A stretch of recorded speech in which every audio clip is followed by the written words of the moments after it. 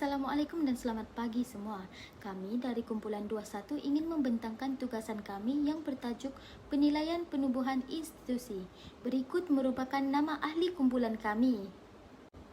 Setiap penubuhan sesebuah institusi kebajikan ataupun jagaan pasti akan ada proses penilaian institusi tersebut. Penilaian ini dilaksanakan bagi memastikan penubuhan institusi tersebut dapat dipastikan selamat untuk diduduki. Tujuan penilaian ini dilaksanakan bukan sahaja untuk memastikan institusi tersebut selamat, tetapi juga dapat mendatangkan kebaikan kepada penghuni yang menghuni di dalam setiap pusat kebajikan yang telah ditubuhkan. Penambahbaikan terhadap sesebuah institusi kebajikan juga sangat penting untuk meningkatkan lagi mutu kerja dan juga mutu institusi itu sendiri agar lebih dipercayai oleh orang awam. Institusi kebajikan ditubuhkan disebabkan dengan kejadian masalah sosial yang berlaku di dalam sesebuah negara. Penubuhan institusi ini juga diwujudkan oleh sekumpulan masyarakat bagi bertindak balas dengan masalah sosial yang wujud dalam kalangan anggota masyarakat dalam negara tersebut. Sejauh ini, terdapat 1,853 buah pusat jagaan di seluruh negara yang terdiri daripada 1,257 buah pusat jagaan yang diuruskan oleh persendirian, manakala sebanyak 596 buah di bawah naungan organisasi bukan kerajaan. Kajian yang dilaksanakan oleh JKM bersama beberapa agensi yang terlibat mendapati bahawa terdapat 402 buah rumah kebajikan yang berdaftar di Malaysia kebanyakannya gagal untuk memenuhi sebahagian besar daripada komitmen mereka seperti mana yang terkandung dalam UNESCO. Pernyataan masalah, menurut Emil Durkheim mengatakan bahawa terdapat pelbagai sebab untuk masyarakat industri perlu bergantung pada perkhidmatan sosial yang sedia ada dalam masyarakat. Ikut Zastrow pada tahun 2000 mendefinisikan bahawa kebajikan sebagai usaha untuk merubah atau meningkatkan keadaan sejahtera, baik dari segi fizikal, mental dan sosial. Masalah ekonomi menjadi cabaran dalam kebajikan sosial. Peningkatan golongan yang terjejas dengan masalah kewangan telah menyebabkan peruntukan dalam sektor kebajikan sosial semakin meningkat dan menjadi bebanan kerajaan untuk menampung segala kos penginapan, makanan dan pakaian. Dari segi penambahan penduduk yang kian meningkat di samping pengabaian hak asasi manusia semakin terabai. Semakin banyak pusat kebajikan yang ditubuhkan, maka dapat memenuhi keperluan masyarakat yang kurang bernasib baik seperti warga miskin, warga kurang upaya, anak-anak yatim dari segi penginapan, makanan dan pakaian. Objektif kajian. Yang pertama, mengkaji bagaimana proses penilaian bagi sesebuah institusi dijalankan serta sebab penilaian dibuat. Yang keduanya, mengenal pasti keberhasilan penilaian yang dijalankan dalam institusi mereka. Dan yang ketiga ialah meneliti segala metod yang digunakan untuk diperbaiki ke arah yang lebih baik dan menyingkirkan metod yang tidak relevan. Persoalan kajian, kebajikan cukup sinonim dengan kesejahteraan dan kebaikan, manakala sosial pula merupakan sebuah masyarakat atau komuniti. Hal ini dapat dilihat melalui Jabatan Kebajikan Masyarakat menjadi salah satu medium untuk membantu masyarakat dalam menyelesaikan masalah sosial. Masalah sosial merupakan satu tindakan atau tingkah laku sosial yang menjurus seorang ke arah kebinasaan. Sebagai contoh, budaya hedonisme semakin berleluasa dalam kalangan masyarakat.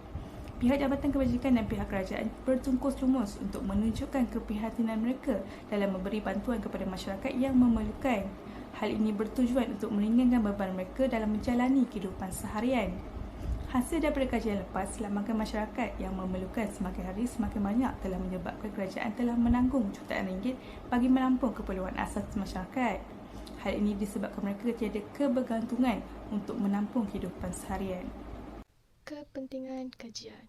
Yang pertama, dapat dijadikan sebagai kayu pengukur untuk penambahbaikan perkhidmatan institusi kebajikan.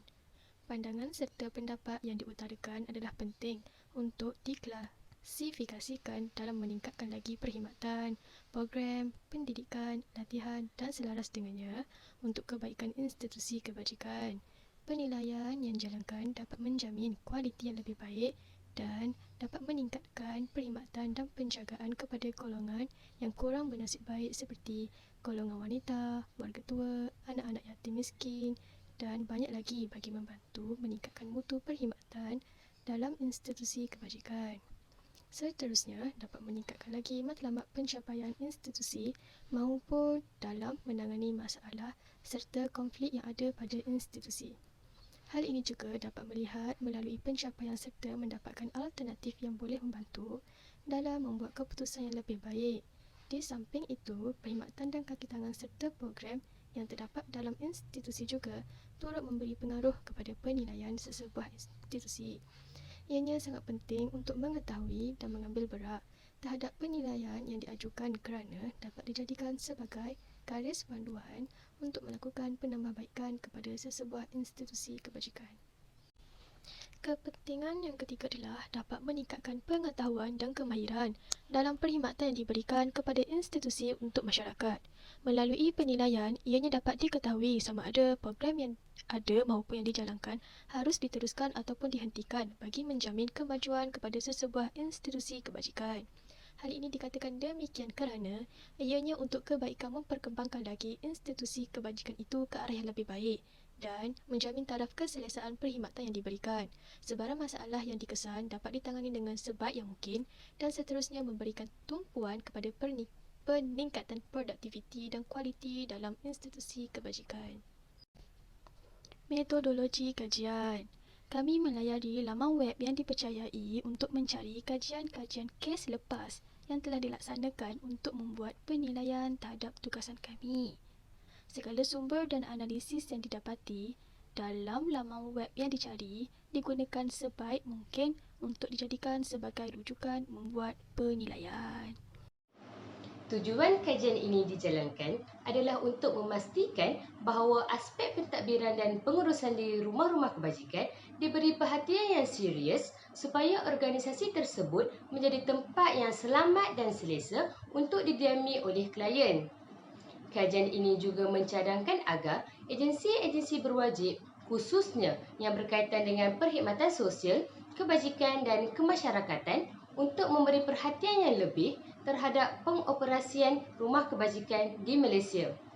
Ianya amat penting bagi memastikan penghuni-penghuni di rumah kebajikan berpeluang untuk membangunkan diri, mampu dan lebih bersedia untuk meneroka kehidupan serta menghadapi cabaran-cabaran yang bakal ditempuhi. Menurut kajian lepas, terdapat segelintir rumah kebajikan yang mengalami masalah kewangan akibat peningkatan perbelanjaan bagi tujuan penggajian, kos utiliti, penyediaan makanan dan penganjuran aktiviti-aktiviti yang berkenaan. Kesimpulannya, penilaian penubuhan amat perlu dilakukan bagi kesemua institusi agar mereka dapat memperbaiki kelemahan yang terdapat dalam institusi tersebut serta dapat menambah baik perkara yang sedia ada. Keseluruhan institusi sosial khususnya perlu mengambil berat soal sejauh mana institusi tersebut dapat membantu masyarakat di luar sana yang memerlukan bantuan perkhidmatan sosial. Impak negatif akan timbul jika institusi tersebut tidak melakukan penilaian. Antaranya, mereka akan ketinggalan dalam memberikan perkhidmatan yang berkesan kepada klien serta akan wujudnya perasaan hampa daripada klien itu sendiri. Maka sudah jelas bahawasanya penilaian penubuhan institusi amat penting dan boleh dikira perkara yang wajib dilakukan dalam sesebuah institusi demi menjaga kemaslahatan, keselesaan serta keberhasilan penubuhan institusi tersebut dalam jangka masa panjang maupun jangka masa pendek agar institusi tersebut dapat menyediakan serta memberi perkhidmatan yang terbaik kepada klien mereka. Berikut merupakan rujukan yang digunakan oleh kumpulan kami. Sekian, terima kasih.